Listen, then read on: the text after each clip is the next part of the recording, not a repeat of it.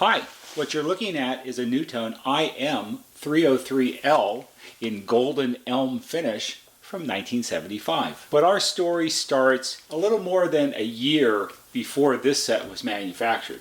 This set was manufactured in February of 1975, but our story really begins in January of 1974. 1974 was a really important year for NuTone because it was the year that they introduced the all-new IM series of Intercom master stations. And it included the IM406, the IM303, the IM203, and it launched the new thinking and new styling and new design for radio intercom master stations. Hi, what you're looking at is a NuTone IM303L in Golden Elm finish.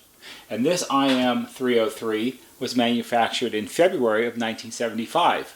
But our story starts a little more than a year before that, in January of 1974. 1974 was a really important year for NuTone and radio intercom systems because it was the year that the IM series of radio intercom master stations was introduced. The IM series included the IM406 and the IM303 and the IM203, and let's not forget the IM313 Communicenter. IM series was a brand new series of radio intercom master stations, and long gone are all of the early tube sets that they used to make, and also all of the early solid state sets. Finally, the 2561-62 had been discontinued, and all of the other early solid state models are gone. We march forward in 1974 with all brand new designs and brand new features that will ultimately take us, in many respects, all the way through the last true NuTone intercom system in 2010. I decided to make this video because of this particular set. This was sent in by a fellow named Steven, and he lives in Little Rock, Arkansas. And this is by far the very nicest, most original, pristine IM303L that I've seen in a long time. It was so nice, and it turned out so well that it was worthy of being in its own individual video and to sort of represent for the early IM303s that were made back in the early 1970s. What was new in 1974? Well, obviously we have new styling. It actually has a very mid-70s kind of look to it. It's a little boxy. The L models, the ones in Golden Elm, I don't think they were the most popular models of the day. I think back in those days the dark walnut masters were more popular, and that's certainly what we see the most of. They came up with a very pleasing look for the master station, which had a lot more functionality than previous models. IM series are the first models that included both inside and patio talk and listen buttons and entry door speaker talk and listen buttons on every master station. You would have hands-free reply to the master for the inside stations. IM series is also the first model that had music or radio muting when you would go to use the intercom system. Previous intercom models, if you used the intercom while the music was playing, you would be speaking over the music. And now we have a design where when you operate the intercom controls, it mutes the radio, fades it out into the background so you really can't hear it, and allows you to speak back and forth clearly. And then when you're done operating the controls, the music slowly fades back in. They also decided to hide away some of the controls behind little doors on the master station. It gave a cleaner appearance to the master station, and the idea behind this was these aren't controls that are used all the time, so there's no reason to clutter up the front with them. Let's hide them away behind a little door and make it look a little more jazzy. We have 8 room control switches with 3 positions per switch. We have listen in, which is the same as monitor. We have off, and we have radio intercom. We have an adjustment for volume all speakers, which is the gain control for the system. And then down here we also have a separate tone control. Over here we have a 4-position input selector switch. We have AM, phono, tape, and FM. And what's interesting is there was a phonograph available at that time in the early 70s, but there wasn't exactly a cassette player or a tape player available Not quite yet, but that was coming, so they were planning ahead. Most earlier systems had at least one auxiliary input, and I believe only the 2561 had two auxiliary input positions. So now 4-position input selector switches are now standard. Again, it was planning towards the future. Along with new styling, we have new details in the master station. The details of an IM303 are some of the things that I like the very best about it. We have these nice brushed metal insert panels here. This one over the door. It proudly states solid state music intercom. And here we have another brushed metal panel around the radio dial and the control knobs. One of the nice things on the early IM303s, which changed later on, are you have a little bit of the faceplate finish poking through here around the radio dial. It might be a little hard to see. And around here, the selector switch. And it adds another little layer of detail to the design, which makes it stand out nicely. Also, the control knobs, the fronts of them are tinted to match the color of the master station, while the parts, the edges that you would grab onto to turn, they're in a shiny finish like the metal panels, because you don't want your fingers wearing away the shaded finish. IM303 was designed to accommodate up to 12 remote speaker locations, and that could be a combination of inside remotes, patio remotes, and entry door stations. It also had the ability to tie in one of the NuTone electronic door chimes of the day. That could be a mechanical 2-note doorbell with electronic pickups, or it could be the new 55 series of fully electronic musical door chimes that were on their way. Back of our IM303, there's lots and lots and lots of changes compared to earlier solid state models. The IM series was the very first series that had fold down hinges mounted to the bottom of the faceplate, and they locked into hinge pins on the wall housing.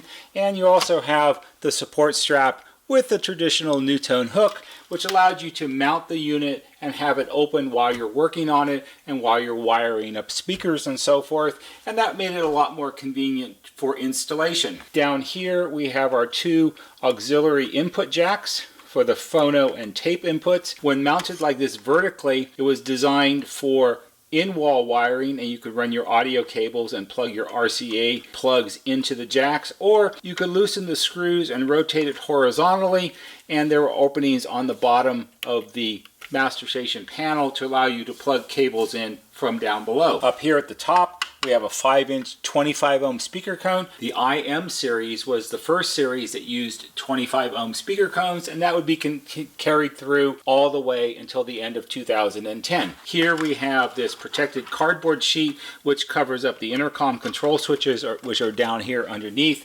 This was to help keep dirt and dust out of the switches to give them a longer life. And they also gave some hookup instructions for the terminal board, which would sit down here in this corner. Stephen didn't send the terminal board in with this unit. However, it would have looked something like this, and it sits down here in this corner here. And then you have this multi-wire cable assembly with the card on the end of it, and this plugs into the amplifier socket here. The idea behind this was a brilliant idea, which meant that when someone would go out to service it, say me for instance, and if you had to remove the master station from the customer's house, you didn't have to unwire all the remote speakers, which is quite a chore on a little terminal board like this. You simply can remove the 4 screws, unplug it here, and leave this in the wall housing as you take the master station away. So it was a lot more convenient to work on, a lot more convenient to service. Here we have our main power supply, amplifier, and intercom control board. NuTone was very proud of their new design, and they clearly state in the catalog that it features 49 solid-state components, which is actually true, and it's actually the most solid-state components in any NuTone intercom up till that time. So we have power supply in this section, a lot of this is amplifier, and then this is our intercom control circuitry over here. This little blue thumb wheel, this sets the intercom volume in relationship to the music volume on the system. And what you find in most cases is that this is cranked up all the way, and it doesn't really always need to be, but it should be. It was supposed to be set by the installer after the system was put in. We have an all-new amplifier design, much more robust design than previous solid-state amplifiers. We have a complementary transistor designed amplifier, and at this point all transistors are now silicon transistors, no more this germanium stuff. Down here, this is the heart of the new intercom features. This is the talk control module, and right here we have a relay, and this module is what allows the music to be muted as you use the intercom, and it also allows you the two-way communication, both talk and listen, for inside and door speakers from the master station and also from the remote stations to the front door entry station. Take a quick look at a remote speaker. This is an ISA35. This is actually from a little later. This would be from about 1977, but they're all interchangeable and the idea is the same. We have inside talk button here for the intercom, but we have door speaker talk and listen. This was the first system that NuTone made, with the exception of the 2561, that allows you to talk and listen to the front door from any remote station regardless of where it is. Also gone are the days where music plays through the front door speaker, and no more talk buttons on the front door speakers for visitors to operate. Now it's all controlled from inside, which gives you greater privacy and it's more convenient. Another big change in the IM303 has to do with the AM/FM tuner. Throughout the 60s, NuTone was always working on AM and FM tuner designs. Up until the IM series, the radio tuners actually dominated what you would see on the back of a master station to a large degree. There would be a lot of large adjustment coil cans, and truly, if this were an earlier model, most all of this area would be taken up just by the AM/FM tuner. You would have two individual tuning condensers, one for AM and one for FM, and it was a much more elaborate design. Starting with the IM series, they came up with a unified tuner design, which is just this one circuit board right here. Close-up of the tuner, you can see it's a very well thought out design. Down here we have the gray antenna coaxial cable that comes in from the antenna connection in the wall housing. The front end of the tuner is down in this area. It has this little bit of metal shielding around it to block out interference from other parts of the set. And then the tuner is really designed into two halves. This half over here is the AM section, and this half over here is the FM section. And then you have one tuning condenser down the middle, which handles both the AM and the FM. This basic tuner design was carried through all the way through the end of the original IM series, which lasted until the end of 1983. There were many revisions to the tuner. However, in my opinion, having worked on a lot of these very earliest tuners, the ones made from 74 through about the end of 1976, are actually, in my opinion, somewhat better and more sensitive than the tuners that they made after that. And it's easy to identify them because they have these two large adjustment coils here on the AM side, and later these were replaced with small adjustment cans more like these, so it's always easy to pick them out. Tuner design is also much more reliable than the earlier AM/FM tuner designs that NuTone made in the 1960s. They don't tend to drift, and the front end, which is a very important part of every tuner, they don't tend to drift as much, and the components, the transistors in the front end, they don't seem to drift and age as rapidly as they did in the 60s. Part of it, I think, is design, but I think part of it is also just quality of transistors back in the day. The chassis that everything is attached to is a two-piece assembly. Down here on the lower part, we have a piece of stamped sheet metal. And here on the right-hand side, this is a large piece of fairly thick aluminum. And this was used primarily because you have your output transistors here mounted to it, and there's another one down under the tuner that you really can't see. The aluminum plate adds for heat sinking for the output transistors, which can get hot if you have a lot of speakers on a system and you're running it kind of loud. To help protect the output design, under this little bracket here in the center, there's a diode, and diodes make really good temperature sensing devices. And the idea behind this design is that if the output transistors start to run hot, the diode heats up, and because of the circuitry design, the diode can adjust the voltages to the output transistors and prevent them from overrunning and burning up and having a dead amplifier. The other attentions to detail, which I find amazingly great, are on our main board here, our power supply amplifier board. It's attached to the back of the faceplate here and here with 2 Phillips screws. And if you look carefully, you can see we have brass grommets under the screws with rubber washers. These are attached to cutouts in the actual circuit board, so when this is mounted,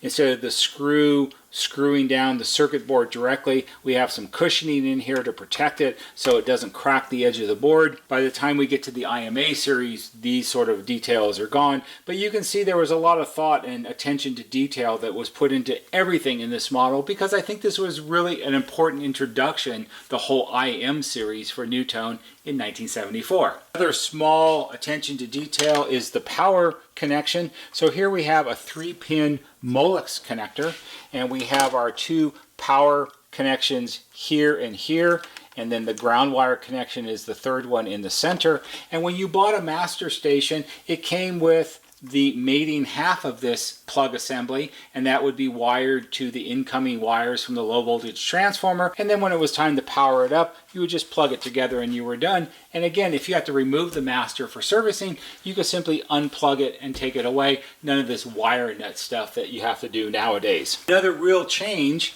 in the IM series overall design is we now are dealing with systems that work off fairly standard 16 volt transformers. IM406 and the IM303 and all the other IM series except for the 313 all worked on a standard NuTone 105N in those days low voltage transformer, which was rated for 16 volts at 15 watts. None of this VA nonsense. The 313 required a 301N, which was 16 volts at 30 watts, because it had the cassette player, which has a motor, which needs more power. Going with the lower voltage transformer was a big change, because you have to consider that just one series before this, if you go back to the 2090 or the 2540, those systems are 30 volt systems, and they use special transformers, but now it's more standardized. Some of the other subtle differences that you may not notice, but I do, is gone are all axial capacitors. Now everything are radial capacitors, and we're dealing with modern values instead of old school values. So gone are 50 microfarad capacitors, and we have 47s. The exception to the no radial capacitor idea